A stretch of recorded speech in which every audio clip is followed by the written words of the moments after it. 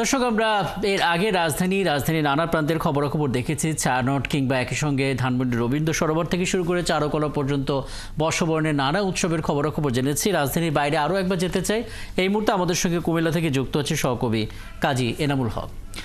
এনামুল হক, আপনাকে নববর্ষের শুভেচ্ছা জানাচ্ছি। শুভ নববর্ষ। এবং একবার একটু জানিয়ে দেবেন কুমিল্লার কি কি আয়োজন রয়েছে বর্ষবরণে। একটা তো আমরা জানি ভিক্টোরিয়া কলেজ প্রাঙ্গণে বর্ষবরণে উৎসব হওয়ার আয়োজন রয়েছে, একবার একটু জানিয়ে দেবেন, সাথে নিরাপত্তার ব্যবস্থাটাও একটু যুক্ত করে দেবেন আমাদেরকে।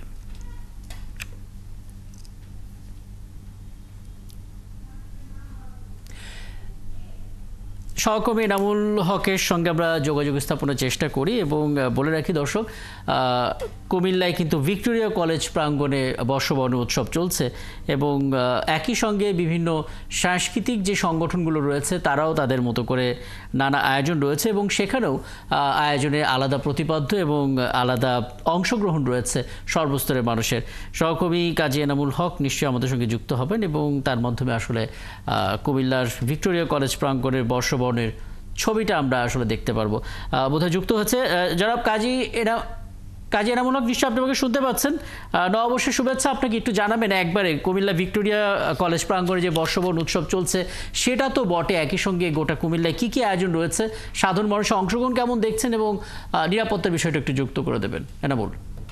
কিন্তু আপনি দেখছেন যে ঘুড়ি, সেই ঘুড়ির মধ্যেই কিন্তু কুমিল্লার খাদি এবং সেই সাথে বাঁশি এবং মৃৎশিল্পের সেই বিজয়পুর মৃৎশিল্প এবং রয়েছে কুমিল্লার রসমালাই, সেই ঐতিহ্যকে ধারণ করে কুমিল্লার সেই ঘুড়ি, বেলুন এবং সেই সাথে কুলা এবং বিভিন্ন সংস্কৃতি সংগঠনগুলো এবং শিক্ষা প্রতিষ্ঠানগুলো কিন্তু সকাল 8টা থেকে সেখানে র্যালির জন্য প্রস্তুত রয়েছে।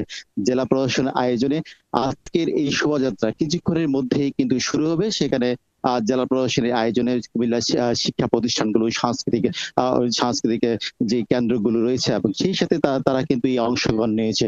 পুরনো এবং জীর্ণে ধরা এবং ঘুণে ধরাকে বাদ দিয়ে নতুন প্রজন্মকে নতুন সাজে সজ্জিত করে রেখেছে এবং সেই আঙ্গিকে কিন্তু আজকের এই অনুষ্ঠান এবং সেই অনুষ্ঠানকে ঘিরে কিন্তু আমরা ব্যাপক আয়োজন করেছি জেলা প্রশাসন।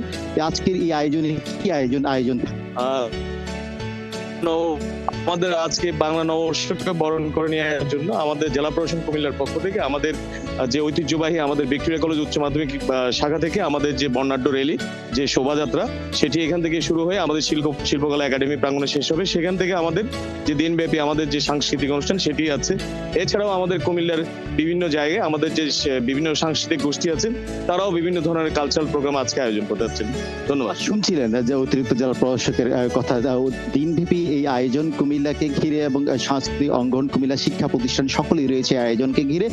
পরবর্তী সময়ে সকাল 9টায় কুমিল্লা টাউন হল মাঠে বিএনপির আয়োজনে রয়েছে বর্ষবরণ অনুষ্ঠান এবং পরবর্তী সময়ে শিল্পকলা এবং সাংস্কৃতিক ঐক্য জোট, সাংস্কৃতিক সংগঠনগুলো কিন্তু দিনব্যাপী আয়োজন রয়েছে কুমিল্লা জামতলা এবং শিল্পকলাকে কেন্দ্র করে। কিছুক্ষণের মধ্যেই কিন্তু এই বর্ষবরণের র্যালিটি কুমিল্লা ভিক্টোরিয়া কলেজ থেকে শুরু হয়ে শিল্পকলা একাডেমিতে গিয়ে শেষ হবে। সেখানে শিক্ষা প্রতিষ্ঠানের পাশাপাশি বিভিন্ন সামাজিক, সাংস্কৃতিক, রাজনৈতিক সংগঠনের কিন্তু নেতৃবৃন্দরা কিন্তু সেখানে রয়েছেন এবং জেলা প্রশাসনের এই আয়োজনকে ঘিরে বর্ণাঢ্য এই আয়োজনে আজকে শত শত শিক্ষার্থীরা সেখানে অংশ নিয়েছে এবং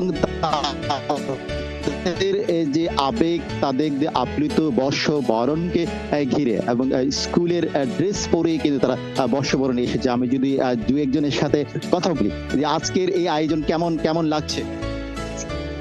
অনেক ভালো লাগছে। আমরা স্কুল থেকে তারপর এখানে আসছি, আজকের দিনটা অনেক ভালো লাগছে।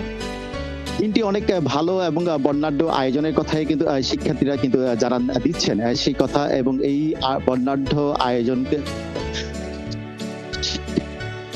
প্রতিষ্ঠান যেমনি রয়েছে এবং কুমিল্লার সুশীল সমাজ, বিভিন্ন পেশাজীবী সংগঠন কিন্তু সেখানে কিন্তু রয়েছে। আমরা দেখছি যে খালেদা জিয়ার উপদেষ্টা এবং আমিনুর রশিদ ইয়াসিন সেখানে অবস্থিত রয়েছেন। আমরা যদি সেই আজকের বর্ষবরণের যে আয়োজনটি ঘিরে আজকে যে আয়োজন, কেমন আয়োজন, 9টার দিকে আপনাদের আয়োজন রয়েছে, কি কেমন অনুভূতি বুঝলেন? বর্ষবরণে কেমন অনুভূতি আয়োজন রয়েছে? 16 বছর পরে মানুষ সত্যিকার অর্থে নববর্ষকে উদযাপন করতো। গত 16টা বছর ছিল একটা দলীয় প্রোগ্রাম। দুর্ভাগ্যজনক হলেও সত্য, বাংলাদেশের মানুষ বা বাঙালিরা এই অনুষ্ঠানটা বলতে একটা দলীয় প্রোগ্রাম বুঝতো। অন্যদেরকে ঘৃণা করার একটা ষড়যন্ত্র ছিল ওই প্রোগ্রামগুলি। আজকে বহু বছর পরে এই সত্যিকার অর্থে নববর্ষ উদযাপন হচ্ছে এবং আপনি দেখেন দল, মত, বর্ণ, ধর্ম নির্বিশেষে সবাই উপস্থিত হয়েছে। সব বয়সের ছেলে মেয়েরা, পুরুষ মহিলা সবাই এসে উদযাপন হচ্ছে। সত্যিকার অর্থে বহু বছর পরে সত্যিকার অর্থে নববর্ষের অনুষ্ঠান উদযাপন করা হচ্ছে। সত্যি খুব ভালো লাগতেছে। আমির হোসেন ইয়াসিন জানালেন দল মত নির্বিশেষে সকল দলের যে অংশগ্রহণ। তাই আমি যদি একটু জামাত ইসলামীর সাথে কথা বলি, আজকে দল মত নির্বিশেষে সকলেই অংশগ্রহণ করছেন, এই বিষয়টি কেমন হবে?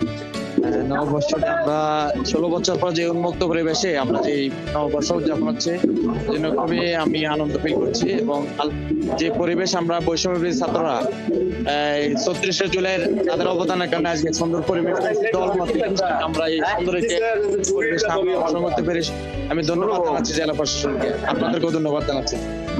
জেলা প্রশাসনের আয়োজন, আমি যদি বিভাগের সাথে কথা বলি, কেমন আয়োজন আজকে দল মধ্যে সকল দল?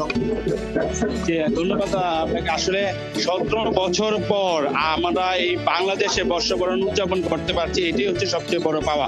এখান থেকে আমি বলতে চাই, আমাদের দেশে রাষ্ট্রীয়ভাবে বলতে চাই যে আমাদের দেশে এখনো অনেক সাইনবোর্ড গুলো দোকানে ইংরেজিতে দেওয়া আছে। আমি চাচ্ছি যে বাংলাতে যেন এগুলা থাকে। আর এই বর্ষবরণ থেকে আমরা দেখছিলাম এনামুল হক, আপনার মাধ্যমে সাধারণ মানুষের বক্তব্য, অংশগ্রহণকারীদের বক্তব্য শুনছিলাম এবং দিনব্যাপী কুমিল্লায় কি কি আয়োজন হচ্ছে একবারও সেটা জেনে নিলাম এবং আপনার কাছ থেকে নিশ্চয়ই পরবর্তীতে আরও আপডেট আমরা জানবো। ধন্যবাদ যুক্ত হওয়ার জন্য। সহকর্মী এনামুল হক কুমিল্লা থেকে যুক্ত হয়েছিলেন, বর্ষবরণের খবর আমাদেরকে জানাচ্ছিলেন।